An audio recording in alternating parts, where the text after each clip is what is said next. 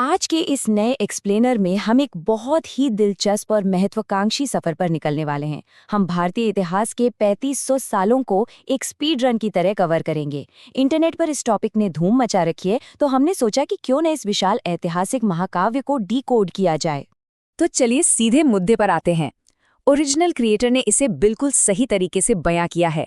उन्होंने कहा है, सभी भारतीय साम्राज्यों के माध्यम से यात्रा करने और उन्हें फिर से खोजने की एक अद्भुत और अनूठी यात्रा। और सच में इतिहास कोई बोरिंग सब्जेक्ट नहीं है। ये तो साम्राज्यों के बनने और मिटने का एक जबरदस्त गेम है, जिसे आज हम बहुत करीब से समझने वाले हैं। अब सोचिए, इस टॉपिक में ऐसा क्या खास है? 6.9 मिलियन व्यूज। जी हाँ, लगभग 70 लाख बार इस हिस्टोरिकल स्पीड रन को देखा जा चुका है।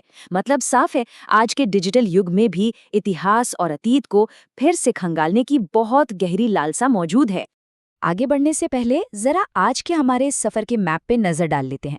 सबसे पहले 3500 साल का स्पीड रन, फिर आर्यों से लेकर सल्तनत तक का सफर, उसके बाद मुगल और वो ऐतिहासिक प्रतिरोध, फिर मराठों का उदय, फिर ब्रिटिश शासन का कब्जा और आखिर में इन बदलते साम्राज्यों की विरासत। ये स्ट्रक्चर हमें इस विशाल टाइमलाइन को आसानी से समझने में मदद करेगा। तो चलिए शुरुआत करते हैं हमारे पहले भाग से, 3500 साल का स्पीड रन। अब यहाँ जो बात सबसे ज्यादा हैरान करती है वो है इस इतिहास का विशाल दायरा। 1500 ईसा पूर्व में इंडो आर्यों के आगमन से ये कहानी शुरू होती है। ये वो वक्त था जब शुरुआती बस्तियां बस रही थीं। फिर हम सीधे 13वीं से 16वीं शताब्दी की छलांग लगाते हैं, यानी दिल्ली सल्तनत का दौर। उसके बाद 16वीं से 19वीं शताब्दी, जहां मुगल और मराठा साम्राज्यों के बीच का भयंकर वर्चस्व देखा गया, और अंत में 19वीं शताब्दी का ब्रिटिश साम्राज्य। ये टाइमलाइन हमें दिखाती है कि कैसे सदियों में सत्ता के केंद्र बार बार और बिल्कुल नए तरीके से बदलते हैं। आगे बढ़ते हैं दूसरे भाग की तरफ, आर्यों से सल्तनत तक का सफर। दिल्ली सल्तनत के दौर ने शुरुआती मध्यकालीन भारत को पूरी तरह से नया आकार दिया। लेकिन यहाँ एक बहुत ही दिलचस्प क्या होता अगर वाला सवाल भी है। चंगेज खान, जिसे कोई हरा नहीं सकता था, वो भारत पर कब्जा क्यों नहीं कर पाया? दरअसल जब मंगोल पूरी दुनिया में तबाही मचा रहे थे, तब इल्तुतमिश की चालाक कूटनीति और उत्तर पश्चिम के मुश्किल भूगोल ने उन्हें रोक दिया। सुल्तान ने चंगेज खान के दुश्मनों को पनाह देने से ही इनकार कर दिया था, और बस इसी एक फैसले ने दिल्ली को तबाह होने से बचा लिया। और जब हम रणनीतियों की बात कर ही रहे हैं, तो चाणक्य नीति का जिक्र तो होना ही चाहिए। ये वो प्राचीन भारतीय ग्रंथ हैं जिन्होंने राज्य चलाने, राजनीति और सैन्य रणनीति के मास्टर क्लास नियम तय किए। दुश्मन को कैसे हराना है, राज्य की अर्थव्यवस्था कैसे मजबूत करनी है, शुरुआती साम्राज्यों ने इन्हीं नीतियों के दम पर खुद को खड़ा किया।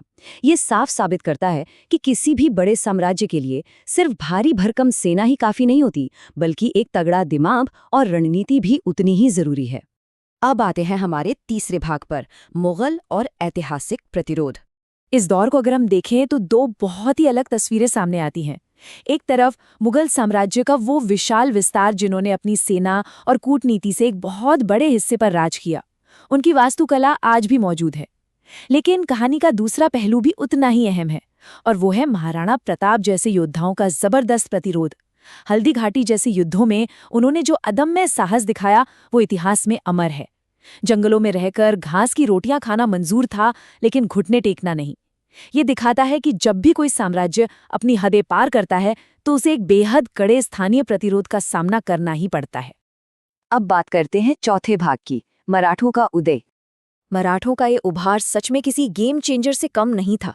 छत्रपति शिवाजी महाराज ने अपनी गनीमी कावा यानी गुरिल्ला वॉरफेयर तकनीक से विशाल मुगल सेनाओं के छक्के छुड़ा दिए। उन्होंने पहाड़ों और किलों का ऐसा शानदार इस्तेमाल किया कि एक पूरी तरह से स्वतंत्र साम्राज्य की नींव रख दी। इसके बाद आता है छत्रपति संभाजी महाराज का वो कड़ा संघर्ष, जिन्होंने अपनी जान की बाजी लगा दी, लेकिन कभी मुगलों के सामने झुके नहीं। और सबसे चौंकाने वाली बात, इस साम्राज्य ने मुगलों को 1 या 2 बार नहीं, पूरे 17 बार युद्ध के मैदान में धूल चटाई। ये इस बात का जीता जागता उदाहरण है कि मातृभूमि की रक्षा के लिए गढ़ी गई सटीक रणनीतियां इतिहास को कैसे पलट सकती हैं। खैर, अब यहाँ एक बड़ा सवाल पैदा होता है। जब मराठे इतने ताकतवर हो रहे थे और मुगल शक्ति कमजोर पड़ रही थी, तो पावर का ये बैलेंस अचानक इतना कैसे बिगड़ गया कि समुद्र पार से आई एक विदेशी ताकत ने पूरे उपमहाद्वीप पर कब्जा कर लिया। ये सवाल इतिहास के एक बहुत ही बड़े टर्निंग पॉइंट की ओर ले जाता है। और यही हमें ले जाता है हमारे 5वें भाग पर, ब्रिटिश शासन का कब्जा। ये जो विदेशी कब्जा हुआ, ये रातों रात नहीं हुआ था। इसके पीछे मुख्य रूप से 3 चरण थे। पहला, मुगल साम्राज्य का धीरे धीरे पतन, जिसने एक बहुत बड़ा राजनीतिक खालीपन छोड़ दिया और छोटे छोटे राज्य आपस में भिड़ने लगे। फिर आया दूसरा चरण, एंग्लो मराठा युद्ध। इन विनाशकारी युद्धों ने उस समय की सबसे बड़ी क्षेत्रीय ताकत यानी मराठों को तोड़कर रख दिया। इसी का फायदा उठाकर ईस्ट इंडिया कंपनी ने फूट डालो और राज करो की नीति अपनाई।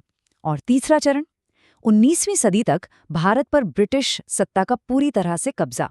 इस साफ तौर पर दिखाता है कि कैसे आपसी कलह और शक्तियों के टकराव ने बाहरी लोगों के लिए दरवाजे पूरी तरह खोल दिए थे। अब हम अपने आखिरी यानी छठे भाग पर आते हैं, बदलते साम्राज्यों की विरासत। तो इन पूरे 3500 सालों के इतिहास का असली निचोड़ क्या है? देखिए, इतिहास कभी एक जगह रोकता नहीं है।